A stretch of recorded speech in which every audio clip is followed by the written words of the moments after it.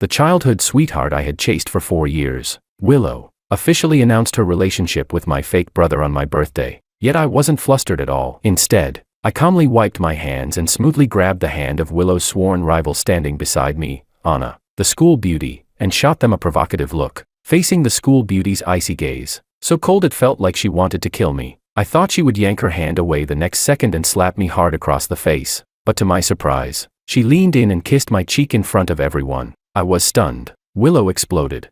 Chapter 1. George, are you crazy?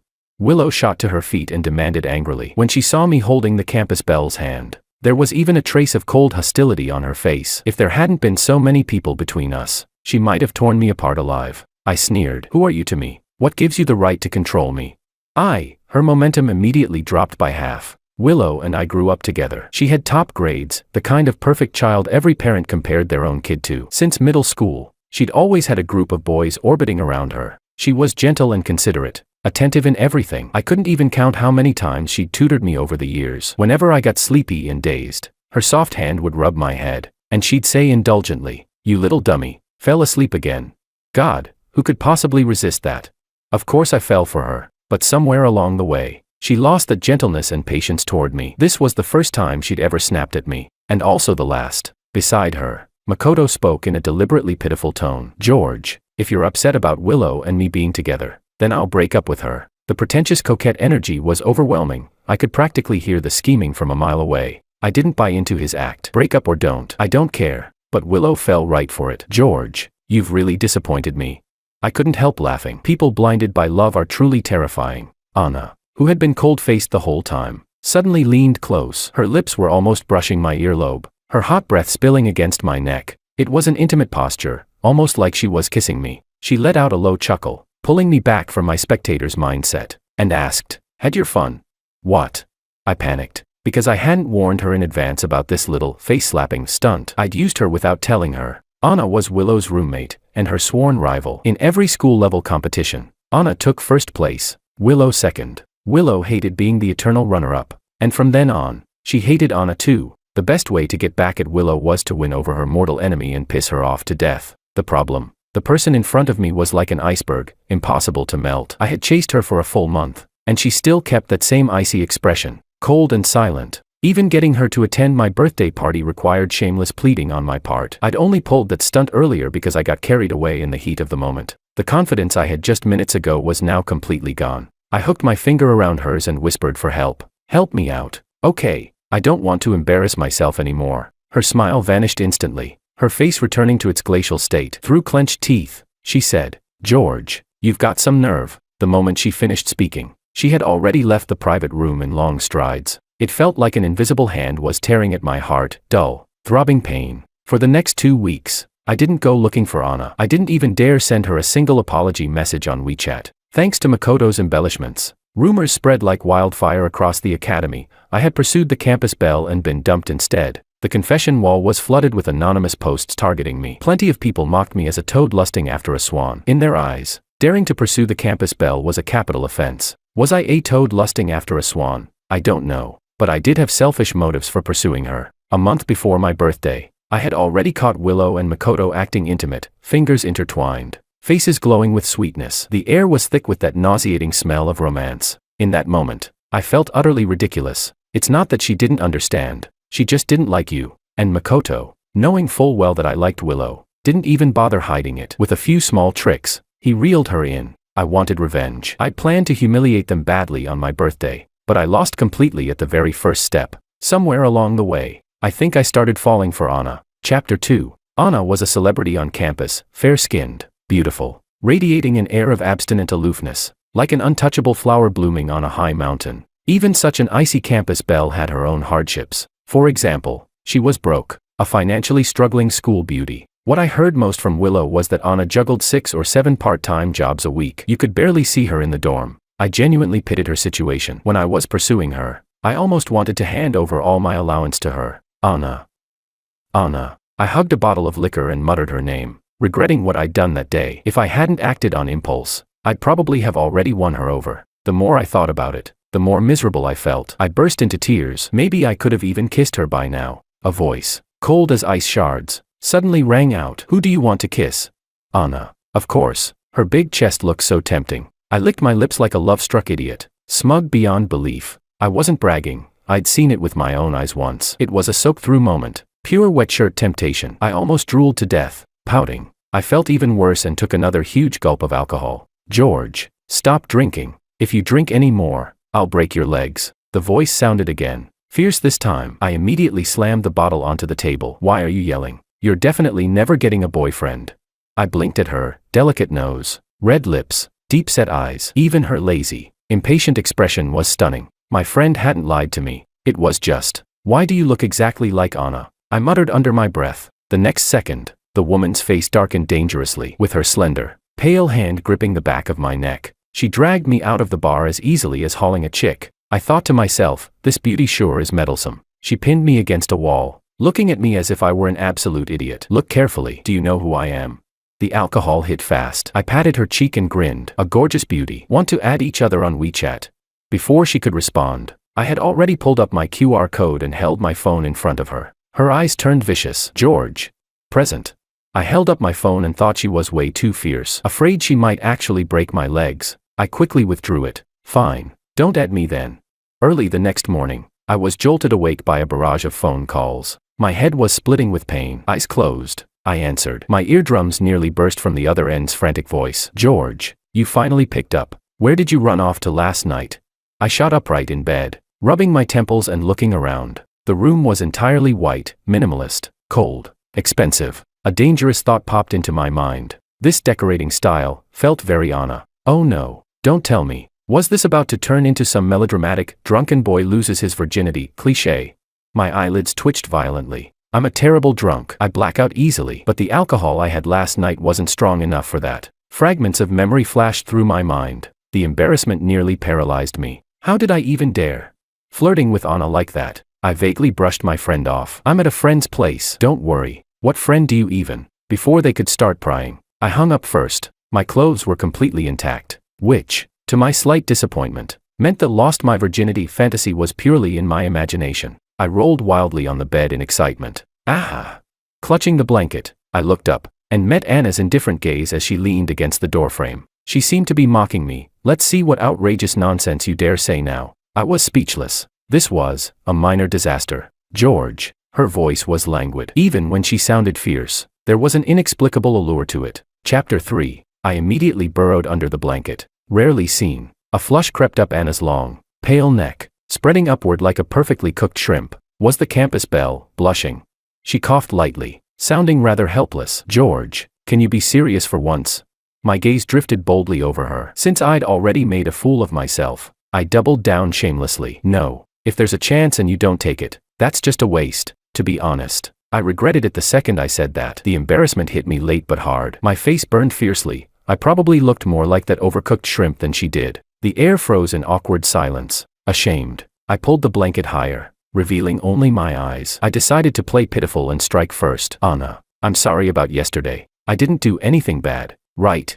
My memory's terrible when I drink. Anna, however, seemed entertained. With her long, pale fingers still holding a glass of water, she walked straight toward me. She thoughtfully handed me the water, then crossed her arms and put on an expression as if recalling something too unspeakable. You mean kissing me? She began. Or calling me wife? She bit down hard on the word wife, sounding distinctly reluctant. What? Cough, cough, cough. I choked so hard tears streamed down my face, staring at her in disbelief. Could this get any more outrageous? I kissed Anna and called her my wife. I sniffed and quickly protested. That's nonsense. We hadn't even actually kissed. Anna suddenly leaned down, her beautiful face magnified in front of mine, close enough that I could see the fine downy hairs on her skin. Didn't you say your memory was bad? She asked, then wickedly patted my cheek, mirroring the shameless flirt I'd been the night before. Looks pretty good to me. It's just your drinking manners that are bad. For the next several days, I kept my head down and stayed far away from Anna. But fate had other plans. A heavy snowstorm trapped me and Anna inside the campus bookstore cafe. To be precise, I was the one trapped there, hiding from the snow. Anna just happened to be working part-time at the milk tea counter. In the dead of winter, she wore a cream-colored sweater, methodically preparing drinks. Even the simplest movements looked refined in her hands. I had to admit, Anna's hands were beautiful, delicate, fair, slender, like they were drawn straight out of a manga. How could someone grow up hitting every single aesthetic ideal? Baka Yarrow. Take her down. Need anything? A calm voice interrupted my thoughts. I curved my eyes in a smile and ordered a taro boba milk tea. No taro. No milk tea. Anna's fingers tapped swiftly on the ordering screen. When she came back to herself, the air pressure around her had clearly dropped. George, are you always this casual with everyone? I was genuinely helpless. I just wanted to crack a joke. How did that make me seem easygoing in a bad way? With a good attitude, I obediently apologized. Sorry, I'll treat you to dinner to make it up to you. Okay. No time. Then a movie. I'm working. Speechless. I was out of ideas. The students behind me kept urging me to hurry up and order, and impatience flickered in Anna's eyes. Finally, I came up with a compromise. Then I'll wait for you over there. She replied coolly, if you're waiting for the snow to stop, you don't have to make it sound so nice. Bad things happen every year. This year, they seemed determined to happen all at once. Willow pushed the door open, holding Makoto's hand. The two of them were so intimate it was as if they were afraid no one would know they were practically conjoined twins. Wasn't it obvious enough already that I'd been betrayed? Since the fallout last time, this was the first time I'd seen them again. The smug gleam in Makoto's eyes, like Willow was some priceless treasure he had to guard tightly, was impossible to miss. Chapter 4. But I knew Makoto was only interested on a whim. Since high school, the girls around him had changed one after another. Probably because Willow and I hadn't attended the same high school. She knew nothing about his romantic history. When the clock struck 6, I didn't spare them a single glance. I walked straight to the counter. Before I could even speak, Makoto had already climbed onto his self-righteous moral high ground to condemn me. George, I know you resent us, but there's still such a thing as first come, first served when ordering. Yeah, exactly. The other guys nearby suddenly chimed in. Was this never going to end? Do people think I'm an idiot just because I don't lose my temper? Makoto, don't call my name. It disgusts me. Understand? What do you mean resent? Anyone who steals a friend's girlfriend deserves to be struck by lightning. I should be thanking you for taking that trash woman off my hands. Every trash can needs a matching lid. The moment I finished, I felt completely refreshed. All the pent-up frustration from the past 2 weeks finally poured out. Willow stepped out from behind Makoto, her face filled with utter disappointment. George, you've really disappointed me. If Uncle and Auntie knew you were with her, lowering yourself like this, they'd be devastated. I burst out laughing. My parents had always disapproved of how close I was to Willow. If I could actually make Anna my girlfriend, they'd probably wake up laughing from their dreams. The atmosphere was deadlocked when Anna suddenly snapped at Willow and Makoto. Order or get out. Damn, my wife is stunning. What I didn't expect was that Willow went running to my mom and dad with a complaint. That very night on my way back, my parents were already video calling to check in. George, although your mother and I don't really like Willow, that doesn't mean you need to find someone whose circumstances are this modest.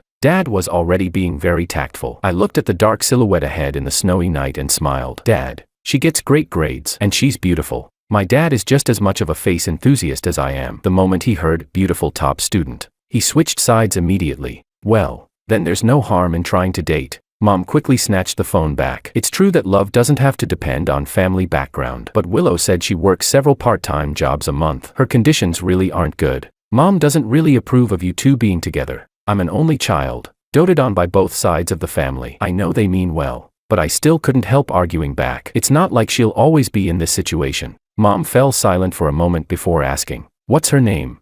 Anna. Mom, you're not allowed to threaten her. I'm the one who likes her. She doesn't like me. On the screen, Mom looked thoughtful. Dad seized back control and spoke gently, laying down his stance as head of the family. Son, go give it a try. Step 1 to pursuing the campus belle, morning and night greetings, and keeping her company during her part-time shifts. The next day after team training, I rushed straight to the milk tea shop, only to find out Anna had been fired. Someone had filed a complaint against her. She was now working part-time at a bar. I was filled with regret. If it hadn't been for me last night, she wouldn't have made that mistake. Near the south gate of B University was a street lined with bars, nicknamed Degenerate Street, frequented by rich kids indulging in nightlife. By the time I got there, Anna was already drunk. Her long legs stretched lazily, her whole body reclined in the booth. 2 buttons of her shirt were undone, revealing slightly flushed skin and delicate collarbones, an unmistakable air of temptation. I walked over carefully and hooked my finger around her little finger hanging by her side. Anna, She narrowed her eyes, her voice heavy with exhaustion. She responded once and then went quiet again. I never properly apologized for what happened before. I'm sorry. And yesterday I caused you to lose another part-time job. I secretly glanced at her closed eyes, leaned in closer, and couldn't help touching her cheek. I think I've fallen for you. The contact instantly sobered her. She grabbed my hand, her voice low and husky. You'll support me. I will. she replied. Liar. Chapter 5. She tightened her grip, her gaze fierce. George, how many times have you lied to me? I can't even count. So many times. The sorrow and helplessness on Anna's face pierced straight through me. But if I searched my conscience, I had never hurt her that many times. Could it be some emotional debt I'd racked up in the past? I crouched down and looked up at her earnestly. I didn't lie to you. She ruffled the top of my hair. Her voice was unusually gentle, laced with a faint laugh. You little liar. Big sister's broke now. There's nothing left for you to cheat. When she smiled, a small dimple appeared at the corner of her lips. Even someone so cold could show tenderness. Even the most hard-hearted person had a fragile side. I felt a flicker of jealousy toward whoever had once received that kind of gentleness from her. So I followed her words. Then cheat me instead, and you won't cry.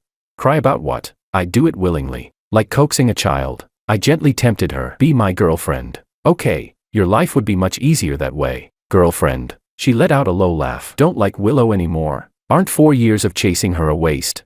I hadn't expected the campus belle to enjoy gossip too. A waste my, MMPH. My eyes flew wide as her face pressed down onto mine. The strong taste of alcohol flooded into my mouth. It felt overwhelming. So this was what kissing felt like. I don't know how long it lasted. She finally pulled away, breathing unevenly, gripping the back of my neck. Following Willow around all day only taught you to talk dirty nonsense. She scolded, frustrated. She had kissed me so thoroughly I felt dizzy. And strangely, she wasn't wrong. I used to be a pure-hearted gentleman. I forced out a bitter smile. But you won't agree to me. You won't teach me either. Fine. Fine.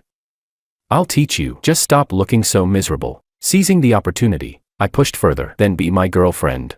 I will. Ha. Knew I could win her over. When I woke up again, I realized I had been hugging Anna like a body pillow. I was doomed. I can't sleep without holding onto something. After the bar closed last night, I didn't have my ID with me, so I had brought Anna back to my off-campus apartment. Later, I stayed beside her to take care of her. Somehow, I must have crawled onto the bed and clung to her like a koala. Carefully, I loosened my arms around her, breathing shallowly as I slowly wriggled away. Just when I was almost free, Anna suddenly opened her eyes and scared me half to death. Then, by accident, I touched something I definitely shouldn't have. Anna let out a muffled sound, her expression turning unnatural. George. I'm not that much of a gentleman, I blurted. Right. I'm sorry. Are you okay? Do we need to go to the hospital? She pushed herself up against the headboard. Her gaze was deep, her voice cold. I'm fine. After speaking, she rubbed her chest lightly, her long lashes trembling ever so slightly. Where is this? She asked. My place. George, don't casually bring people home. Her tone sounded like a strict aunt lecturing a child. Not even you. No. I blinked, reached for my phone on the bedside table, and played the recording from last night. Smiling brightly, I said, but you're my girlfriend. It's not like I'd bring just any woman home. But you're my girlfriend. Anna's face darkened so much it looked like ink could drip from it. I scrambled off the bed, retreating to a safe distance while clutching my phone protectively. Soft tactics didn't work, so I tried being bold. Blushing, I stammered. Yesterday, you agreed yourself. You even kissed my lips swollen. Anna rested one arm behind her head, her sharp gaze sweeping over me from top to bottom as if she could see straight through me. She frowned. Go put your shoes on. I glanced down at my bare feet. Now that she mentioned it, it was kind of cold. She was trying to change the subject, but I refused to let it go. Be my girlfriend, I repeated. For extra effect, I lifted my chin deliberately. She let out a helpless laugh. Does it have to be me? I nodded. She was already out of bed. I don't know where she got a pair of shoes from, but she tossed them in front of me. Even her tone had changed. Fine, I'll agree. Chapter 6. If I find out you're lying to me again. Her gaze drifted down to my legs, and she spoke in a low, eerie tone. I'll break them. All 3 of them. Holy crap. So she's the obsessive, possessive type. My legs are more important than my life. How could they just be broken like that? This girl is seriously terrifying. I slipped on my shoes and inched quietly toward the door. Then maybe we shouldn't talk about this. Without another word, I bolted. But before I could even step half a foot outside the room, she grabbed me and dragged me back. She pinned me against the wall. Danger flickered in her eyes as she uttered a single word. Too late. I trembled in fright, shaking my head desperately. No, I won't mess with you anymore. All I wanted was a top student girlfriend, not a Yandere girlfriend. Don't cry. A pair of hands suddenly wrapped around my waist and pushed me back toward the bed. Anna stood by the bedside, leaning down slightly. Her fingers brushed my cheek with surprising gentleness. Her tone softened a lot. Think it through before you answer. My family background might become a burden to you. Geo love, have you thought it through? She was incredibly good at flirting. The way she said, "Geo love," was dangerously alluring. Other than Willow when I was little, she was the only other person who had ever called me that. I pulled her into my arms and kissed the corner of her lips. "Girlfriend, it's official, your first day on the job." And just like that, I successfully won over Anna, the campus belle. Anna still wore her usual cold expression. She juggled multiple responsibilities and was so busy she could barely catch her breath. Yet she would still make time for me. Maybe it was just my imagination, but only after we started dating did I finally sense normal human emotions from her. She would get angry, she would laugh, and she would even whisper some bold, flirty lines. She remembered all my preferences, patiently tutored me without complaint, and would rub my head while scolding me with a smile. "You're hopeless." Every time, I'd stick out my tongue and act shameless. "Nye nye nye. I just can't get it." Just when I thought sweet romance had finally come my way, we broke up. I was the one who brought it up. Here's what happened. After we got together, Anna would tirelessly cook for me. She always used the highest quality ingredients. I was afraid she'd spend all the money she had saved. That evening after class, she said she wanted to make sukiyaki for me and even buy snowflake wagyu, something an ordinary college student simply couldn't afford. I said lightly, "Then I'll go buy the ingredients." She replied, "No need, I have money." Yeah, right. Her skirt had been washed so many times it was fading white, and her phone was still a model from years ago. How could she possibly have money? Even if she collected scholarships like trophies, she couldn't sustain spending like that. I puffed out my cheeks and tried to sound a little fierce. "Then forget it. Let's just eat near campus. Geo love, be good. You're not used to that kind of food." "It's fine." I got stubborn. That way, she wouldn't have to spend so much money. I'm such a clever little genius. Hee hee. Turns out Anna was right. My stomach is fragile. Halfway through the meal, I had an acute gastroenteritis attack and ended up in the hospital. I was drenched in sweat from the pain, clutching Anna's hand and refusing to let go, crying out instinctively, "It hurts, Anna, it hurts." Her eyes were full of heartache, wishing she could suffer in my place. "Be good. Once the painkiller injection kicks in, it won't hurt anymore." She was right. After the injection took effect, the pain disappeared. I've been sickly since I was little and have been hospitalized many times. The worst time, I stayed nearly half a year before recovering. My parents dote on me obsessively. I'm their only son, and they've always given me the best material life. Maybe I'm just too used to high-end cuisine. My stomach couldn't handle the hygiene standards of a small restaurant all of a sudden. When I get sick, I tend to become difficult. I didn't want Anna to see me like that. I squeezed her fingers and said, "I'm fine now. Go back and rest. Be good. I'll stay with you." Her voice was tender and lingering. I knew she blamed herself, but the gentler and more attentive she acted, the more guilty and uneasy I felt. "I won't let this happen to you again," she said, leaning down to kiss my fingertips. "She's really wonderful, so wonderful I don't know how to keep her. I don't want her to exhaust herself like this, and I don't want to crush her pride by throwing a huge sum of money at her." I pleaded with her. "Can you not work so hard? I can eat that food. Today was just an accident. George, I know your body better than anyone, but I don't want our relationship to crush you." She fell silent, saying nothing, but I saw her hand curl unconsciously. I had hurt her pride after all. With my eyes closed, trying my best not to see her expression, I said, "Anna, let's break up." Chapter 7. The hospital room was eerily silent. The steady drip of the four echoed sharply, amplifying the sense of urgency in the air. I don't know how much time passed before I heard the scrape of a chair. Anna's voice was hoarse, her tone sinking to the very depths. "It's my fault. Our relationship had started abruptly, and it ended just as abruptly. For nearly half a month, I wandered around in a daze. The only thing that replayed endlessly in my mind was that sentence she had spoken in the hospital room. So powerless, yet there was nothing I could change. For the first time, I hated myself for having such a useless body. Well, if it isn't our young master George. Heard the campus bell. Anna dumped you." A figure swaggered into my path and blocked me. I lifted my eyelids and glanced at him. It was Makoto's lackey, Ben Dover. His family background was neither high nor low, yet he always carried a ridiculous sense of superiority, as if he were born above everyone else. Ben Dover lifted his chin and continued in a mocking tone, "The campus belle Anna has already gone abroad. I think someone should just give up already. Then again, without the chance to compete, you've got plenty of time to sit around and mope." I was completely baffled. "What are you talking about?" "It means you've been kicked out." Ben Dover grinned so wide it almost reached his ears. Smugly, he pulled out his phone and scrolled to a string of WeChat messages. One of the screenshots showed a chat between Makoto and someone else. The other person blatantly handed over the year-end city basketball tournament captain position to Makoto. "You know the little princess of the orange group, right? Her family's sponsoring this competition. Our Makoto is her boyfriend now." Ben Dover looked unbearably proud, as if he were the one chosen by the heiress. I stood frozen, a buzzing filling my ears. For a moment, I didn't know whether I should refute him or go demand answers. Of course I knew the Orange Group's little princess, Sophia. She's my cousin, the younger sister who has listened to me since we were kids. Ben Dover walked off in the posture of a victor. The contempt in his eyes was something I still couldn't forget. When I snapped back to my senses, I couldn't help worrying about my cousin's taste in men. I immediately pulled out my phone and called her. She picked up quickly. My cousin's sweet voice came through. "Cousin, what's up?" I got straight to the point. "I heard you're dating a guy from our school." "Ah, yeah." She paused for a moment, laughter laced in her voice. "He's on the school team too. You two probably know each other." My heart sank halfway to the ground. My cousin was clearly head over heels for Makoto. Of course. A guy who had been single from birth to adulthood versus a player who treats love like a game. Total defeat. Speechless, I said. "Sophia, do you know that the tournament spot your little boyfriend took was originally mine?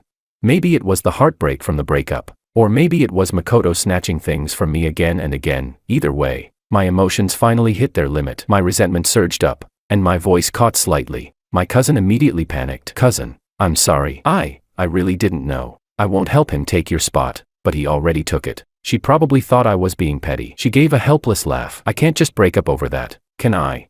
There was no way I was going to let her sink deeper into love-struck stupidity and fall into Makoto's trap. I deliberately stammered. "He has a girlfriend. It's Willow." The other end of the line went completely silent. I knew my cousin understood what I meant. That very night, Makoto confronted me downstairs in the dormitory building. All pretenses torn away, he was furious, practically roaring at me. "George, I broke up with Willow a long damn time ago. How did you get my girlfriend's contact information?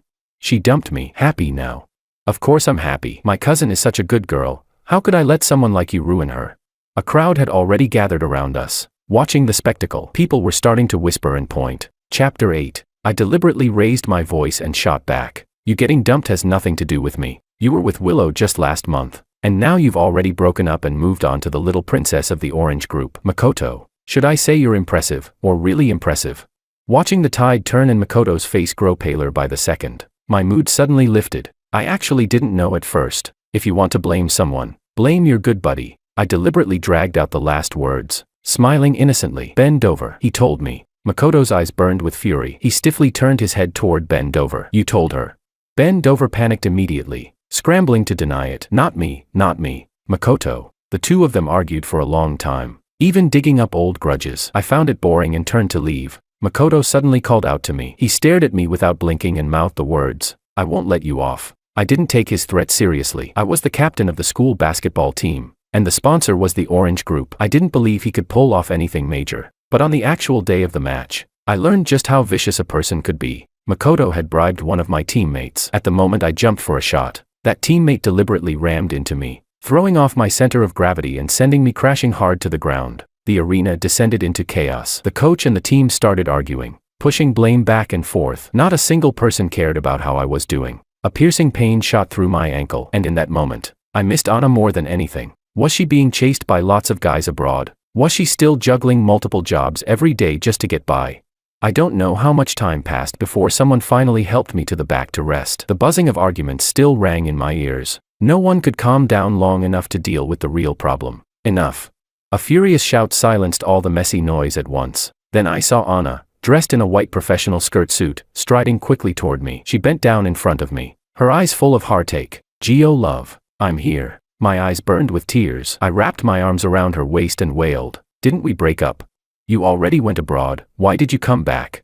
She rubbed my head gently, her voice so tender it almost felt unreal. "Silly, who said we broke up?" My head felt foggy. If she hadn't contacted me for half a month, wasn't that basically a silent breakup?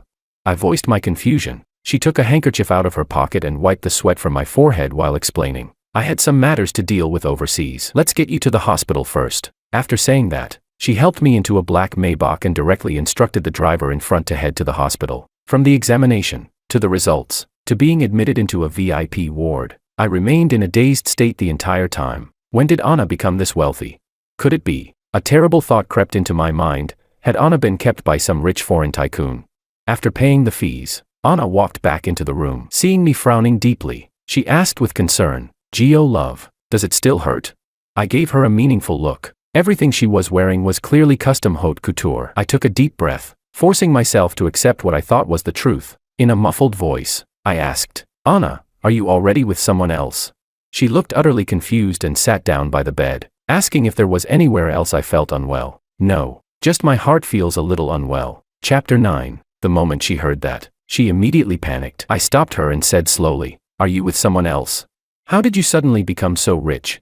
I can give you that much money too." She froze when she heard that. The expression on her face stiffened instantly. It was almost frightening. I regretted it immediately. She had already used what I thought was, kept by a sugar daddy, money to pay for my treatment. And I was still stabbing her right in the heart. "I'm sore." Before I could finish apologizing, her warm lips pressed against mine. One hand held the back of my head as she kissed me, fierce, yet restrained. When the kiss ended, she let out an exasperated laugh. "You think I'm being kept by someone?" I nodded. My lips still stung from where she'd bitten them. "You're hopeless. How can you be such a little idiot?" "Huh?" She called me a little idiot, and then it clicked. She wasn't being kept by anyone. I instantly brightened. "So you're still my girlfriend?" She shot me a look full of disdain. "My boyfriend clearly injured his leg. Why does it feel like he injured his brain instead?" I was speechless. She hadn't changed at all, still as sharp-tongued as ever. I was about to ask more when my phone suddenly rang. I glanced at the screen. It was my mom. She must have heard about what happened tonight. As soon as I picked up, her anxious voice came through. "Son, where are you? Is it serious?" "I'm at the hospital. It's a hairline fracture in my ankle, Mom. I want to go home." As I spoke, my vision started to blur again. Okay, your dad will send a car right away. Be good. Don't panic." After hanging up, I immediately sent my dad my location. Only then did I notice my WeChat had been flooded with messages. Even Willow had, for once, sent me a message asking if I was okay. I ignored them. After assuring the people closest to me that I was fine, I put my phone down and returned to the main issue. I played with Anna's hand, thinking about our previous Cold War. I was still a little annoyed and began listing her crimes. "You gave me the silent treatment. You didn't send me a single message. You went abroad without telling me." She narrowed her eyes, a dangerous aura emanating from her. Then she shifted positions and wrapped her arms around my neck. "Who was the one who suggested breaking up?" she asked in return. "Well," I immediately laughed it off and coaxed her, leaning into her arms and saying sweet things. "Gio love, you're not allowed to mention breaking up again." "Okay." My parents arrived quickly. I could only imagine the pressure the driver must have been under. "George." I had been kissing Anna when my mom's stern, upright voice suddenly rang out, startling me so badly I nearly jumped. I had no choice but to brace myself and step forward. "Mom, this is my girlfriend, Anna. She's always treated me very well, and she's super rich now." I thought my mom would scold me and then immediately take me home to fuss over me, but she didn't. The hospital room fell into silence. Nothing but silence. My parents' expressions were complicated. I couldn't quite find the right words to describe them, but I was certain there was definitely some kind of history between them and Anna. Anna was the first to break the silence. She stepped forward. "Auntie, I didn't take good care of Gio love." What? My jaw practically dropped. How dare she call me Gio love right in front of my mom?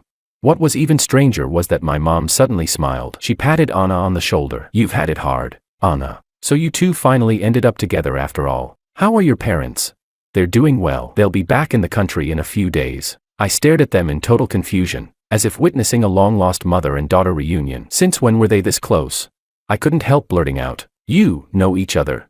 My mom smiled. "Silly child. Since you're already together, I won't keep it from you anymore." She explained everything. Anna and I were the real childhood sweethearts. Willow had only happened to enter my life during the period when I lost my memory, filling in the blank spaces I couldn't remember. No wonder Willow never tutored me anymore, never treated me gently anymore, never called me little idiot, because they weren't the same person at all. That winter, I fell seriously ill after jumping into the water to save Anna from drowning. Her parents blamed everything on her. They were afraid she would aggravate my condition again, so they decided to move the whole family abroad. But Anna didn't leave to stay by my side. She almost cut off contact with her parents. My parents had once tried to persuade her to live with us. Out of guilt, she refused. She didn't dare reveal her identity to me. Yet she also refused to give in and go abroad to take over the family business. I was so moved I cried uncontrollably. "Why didn't any of you tell me?"